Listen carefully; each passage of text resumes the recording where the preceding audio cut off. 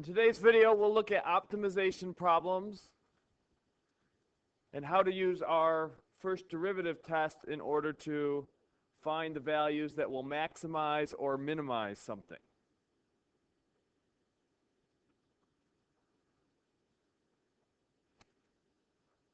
So there's many real-life scenarios where you might want to find how to maximize or minimize something. You might want to try and minimize costs or maximize your profits. You might want to minimize transportation time. So there's lots of different cases where you might want to maximize or minimize something. Our first example we'll look at is a farmer with 2,400 feet of fencing wants to fence off a rectangular field that borders a straight river. He needs no fencing along the river. What are the dimensions of the field that has the largest area? So we'll start out, we'll say that's our river there. And here's our rectangular field that we will enclose with fence. So again, we don't have fence along the river. Let's call this dimension x, and we call that dimension y. Now, we always need to set up two equations. One using the value that you know, and one for the value you want to maximize or minimize. Well, because they give us the amount of fencing, we can determine the perimeter for our fenced area, minus, of course, the river part where we don't need fencing. So we know that the 2,400 feet of fencing should be made up by the two x's and the one y. So that's our equation based off what we know. We now want to set up an equation based off what we're looking to find. Well, because we want the dimensions that'll maximize the area, we need an area function. Well, the area of our rectangle can just be represented by x times y. Now all we're going to do is we're going to do a substitution. We'll get a variable by itself and sub it in. Because we just have one y, it's probably easier to get y by itself.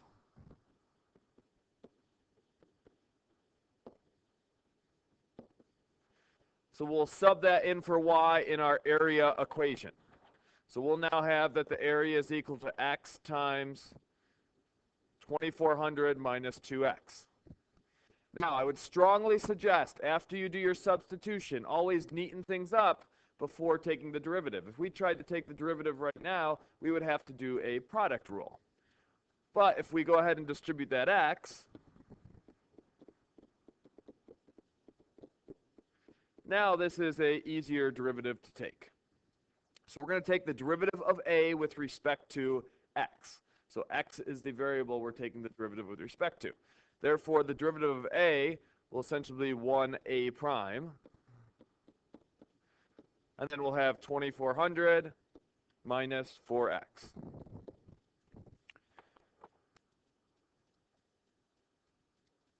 Well, we know when we're trying to maximize or minimize something, that should be our turning point. At the turning point, the slope is 0. So we'll sub in a 0 for the a prime. We can add the 4x over. And we'll get x equals 600. And our dimensions in this case were feet, so we'll have 600 feet for x. What that value represents, it is the x value that will give us the largest area. Well, we need the dimensions, so we still need the y value, so we'll go back up here and find the y value that will maximize our dimensions.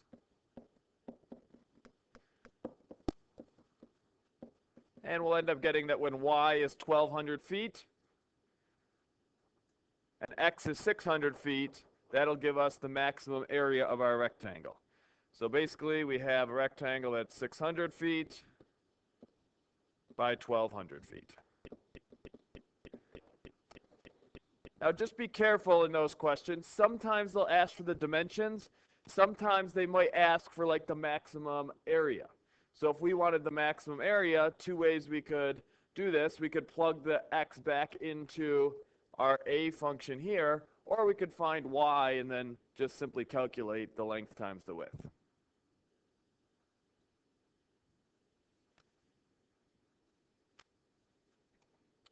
Next example, we're going to have a cylindrical can. It will hold 1 liter of oil, and we want to find the dimensions that will maximize the cost of the metal to manufacture the can. So essentially, we are given a volume currently.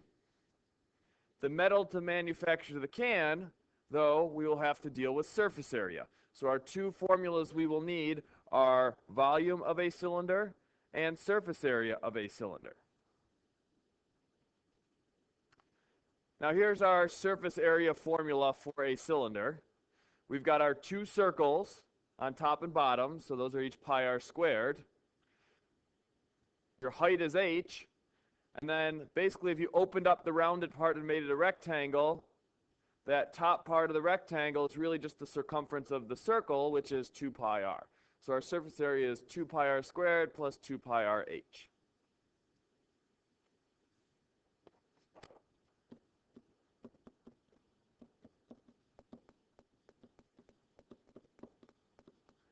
Now our volume is the area of the base, pi r squared times the height.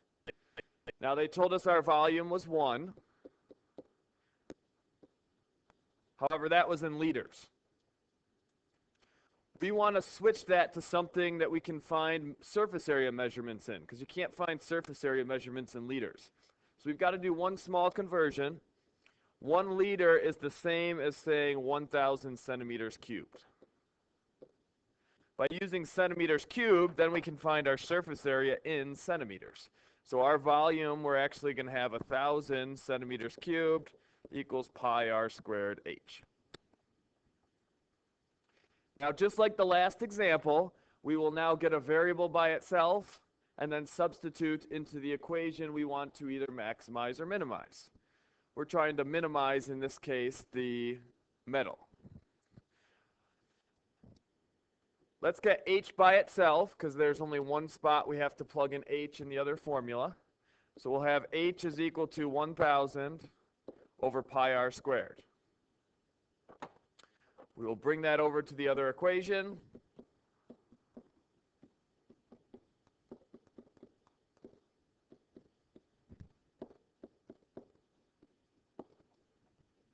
And again, I strongly suggest try and neaten things up before you take the derivative.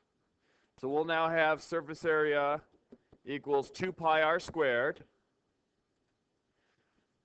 The pi's will cancel out. One of the r's will divide out. So we'll just have 1 r left on bottom, and we'll now have 2,000 on top.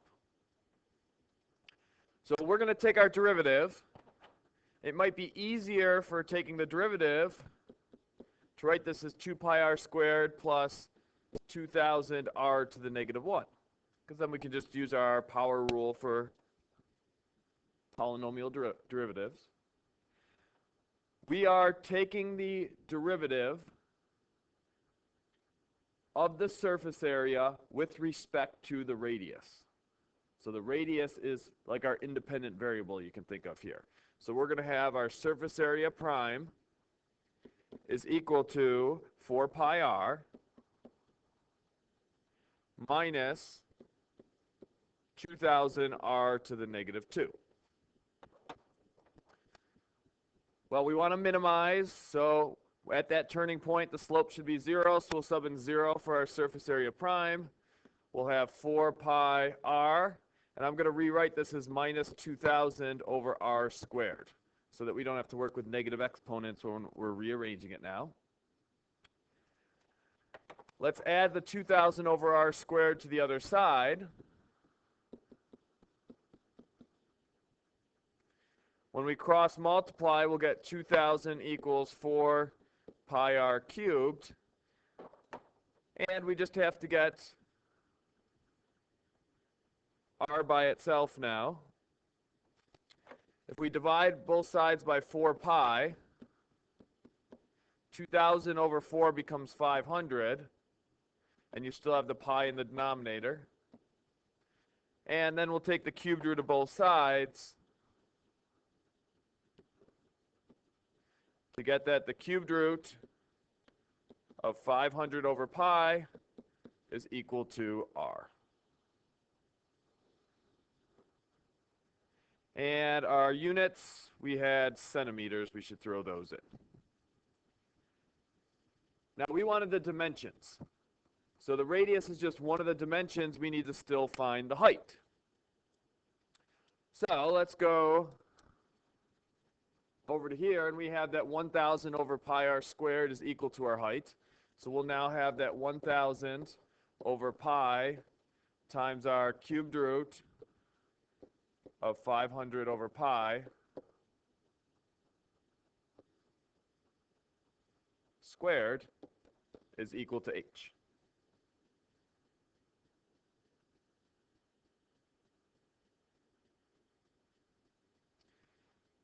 Okay, and we can just leave it like that because it is equivalent. So we've got our dimensions now, we've got our height, and we've got our radius. Now this next part I'm going to show you is not required for the problem, but it's just kind of an interesting feature. All I'm going to do is I'm going to simplify the height just to show you that it's kind of an interesting relationship between the height and the radius in this particular problem. Again, you wouldn't necessarily have to do this because we have shown exact value for our height. We're just going to neaten it up some. So this would be 1,000 over pi, and we would have 500 over pi raised to the 2/3, because it's cubed root and then squared. Well, I could multiply top and bottom by 500 over pi to the 1/3. That's really just a fancy version of 1. That would now give us 1,000 500 over pi to the 1/3 in the numerator. And the whole point is in the denominator, if you add your exponents, you'll just get 500 over pi. Because it will now be to the first. Well, the nice thing about that is these pi's now divide out to 1. And then we have 1,000 over 500, which is just 2. So you'll have 2 500 over pi to the 1/3, and that would be centimeters for our height. I guess we should have thrown the centimeters up there. Now, the interesting fact is cubed root of 500 over pi over on the right for our radius, that's the same as saying 500 over pi to the 1/3. So really, our height is just twice the radius. Okay, just kind of an interesting fact that I wanted to show.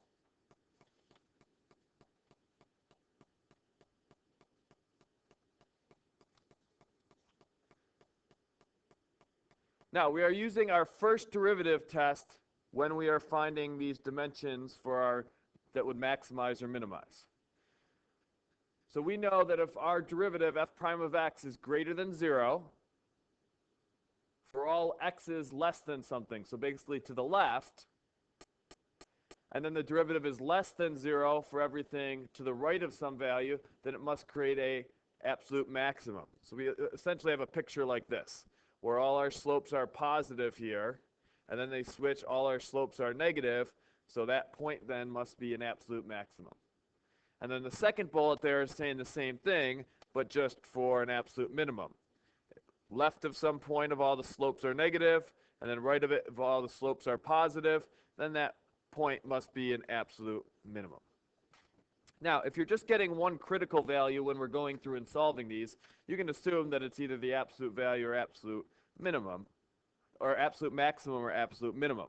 But if we get multiple values, we'll have to work with our number line and do our plus minus tests to see what we really have.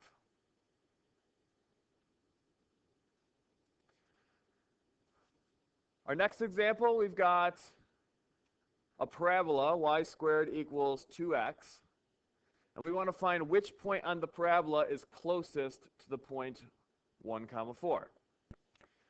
Well, we can find the distance between points using the distance formula. Our distance formula, we have x minus x1 squared plus y minus y1 squared. The point we're working with is 1, 4, so we can sub that in.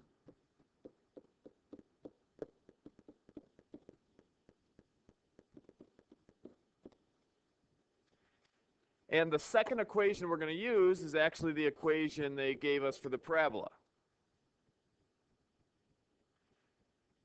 And it's going to be, because of the squared, it's going to be easier to get x by itself. So this is really the same as saying 1/2 y squared is equal to x. And what we'll do is we'll sub that in for x in our distance formula equation. So we'll now have d equals the square root of 1/2 y squared minus 1 squared. And then the rest is the same.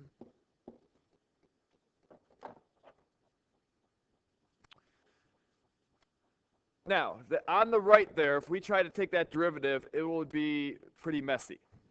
So a little technique we're going to use for this type of problem, we're going to go ahead and we're going to square both sides.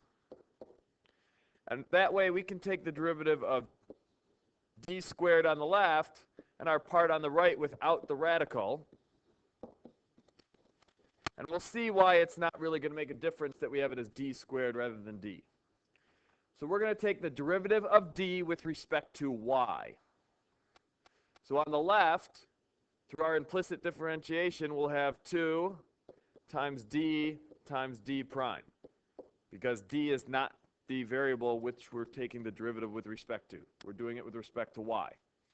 Over on the right, we're going to have to do a chain rule. So we'll have 2, keep the inside the same. It's now raised to the first. Then we've got to multiply by the derivative of the inside, which 2 times 1/2 is just 1, so we'll just get y. Then we'll do another chain rule. We'll have 2, y minus 4 now to the first, and our derivative of the inside there with our chain rule is just 1.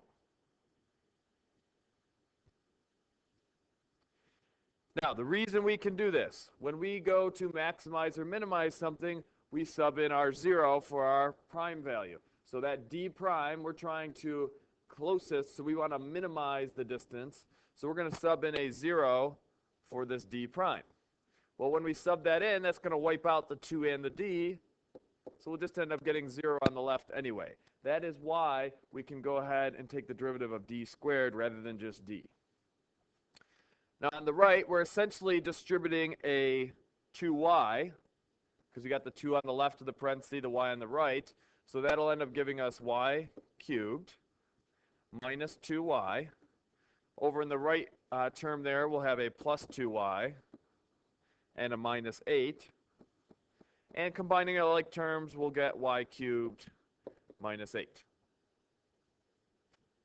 Well, if we add the 8 over and take the cubed root, we'll just get that y is 2. What we have just determined is the y value of the point that will be closest to 1,4 that is on our parabola. All we need to do now is take that y equals 2 and go back up and sub that in to our equation of our parabola to find the x value that goes with it. Oops, I don't know why I switched that to 1/4.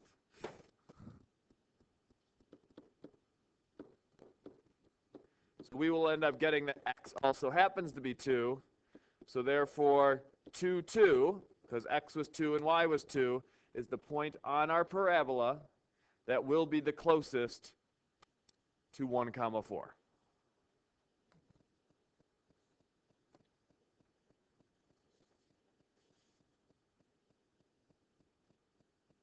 Okay, and here's a picture of what we just found.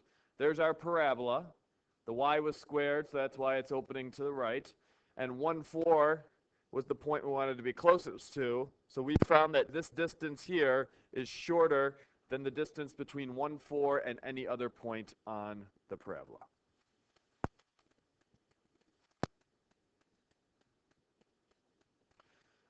So one last example. We've got a man launches his boat from point A on a bank of a straight river 3 kilometers wide, and he wants to reach point B. So here's point A. He wants to reach point B down here. Point B is 8 kilometers downstream and on the opposite side. And he wants to reach there in the quickest way possible.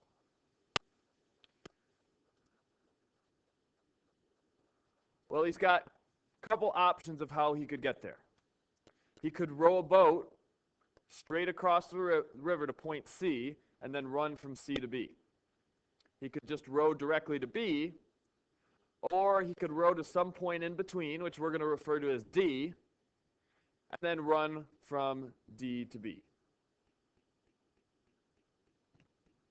Now, two pieces of information that'll help us out. He can row at 6 kilometers per hour, and he can run at 8 kilometers per hour.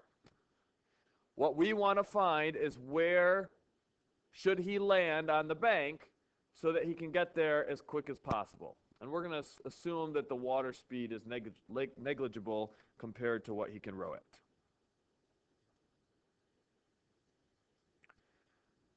So let's call CD X. That means that DB must be 8 minus X.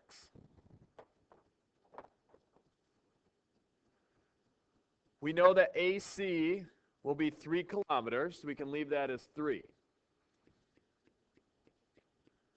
Well, let's come up with an algebraic expression to represent the length of AD.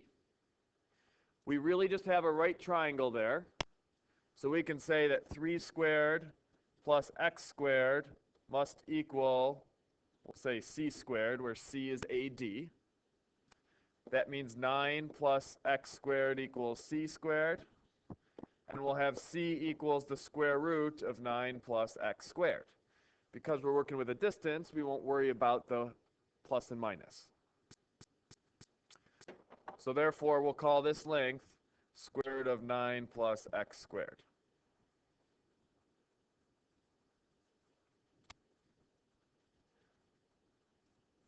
So we want to minimize the time it takes. So we need some formula that deals with time. Well, we know that distance is equal to rate times time. So if you solve it for time, we know time is equal to the distance divided by the rate. We've got two different times we need to add together. We need the rowing time, and we need the running time.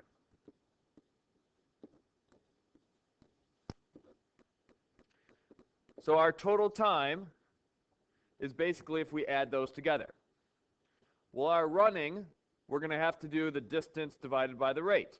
Well, the distance they'll have to run is that 8 minus x, from where they get to the bank and then all the way to point B. So our running part is going to be 8 minus x divided by the rate that they're running at. Well, they're running at 8 kilometers per hour.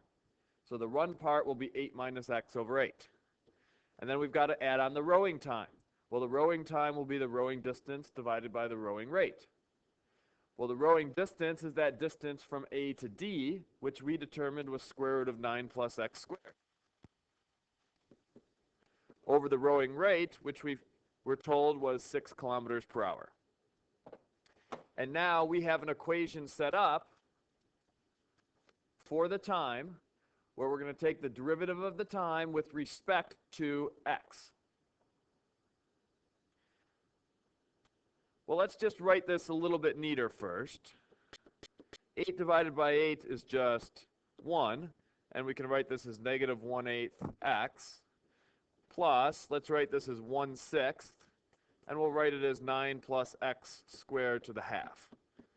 And the only reason to do this is to make it easier to take our derivative. So our derivative of t is going to be 1 times t prime, which is just t prime. Derivative of 1 is 0, so that's gone. Derivative of negative 1/8 x will just be negative 1/8.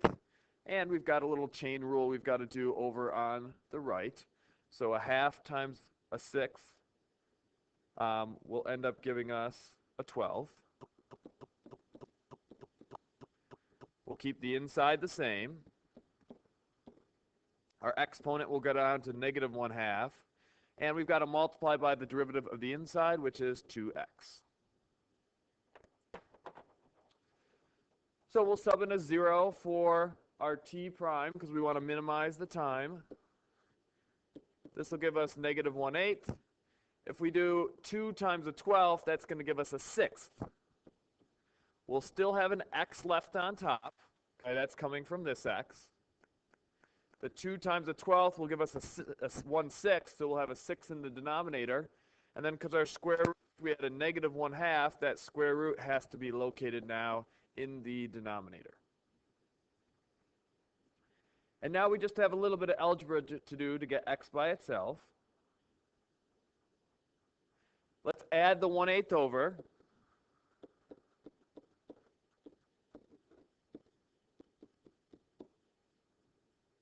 If we cross multiply, we'll get 6 square root of 9 plus x squared equals 8x.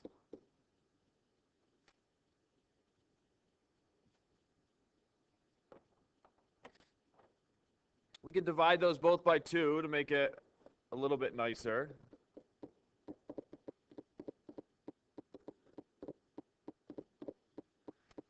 And then to get rid of the square root, we're going to have to square both sides.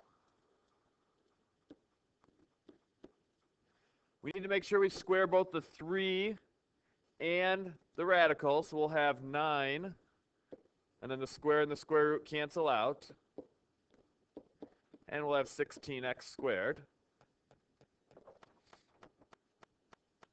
We can distribute the 9 to get 81 plus 9x squared equals 16x squared. Subtracting the 9x squared over, we'll get 81 is equal to 7x squared. Dividing by 7, we'll get x squared is equal to 81/7. And then taking the square root, we'll have x is the square root of 81 over 7, which is the same as saying 9 over square root of 7.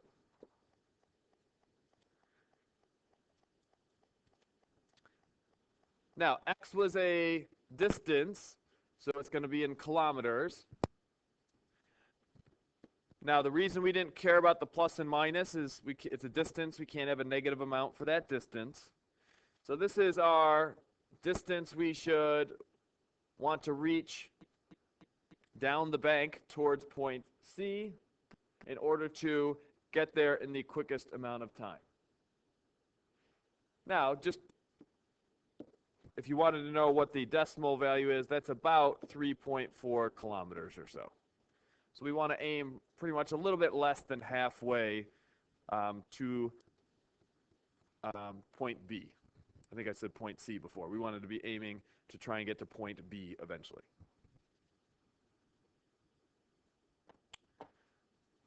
That's all for this video. We'll see you next class period.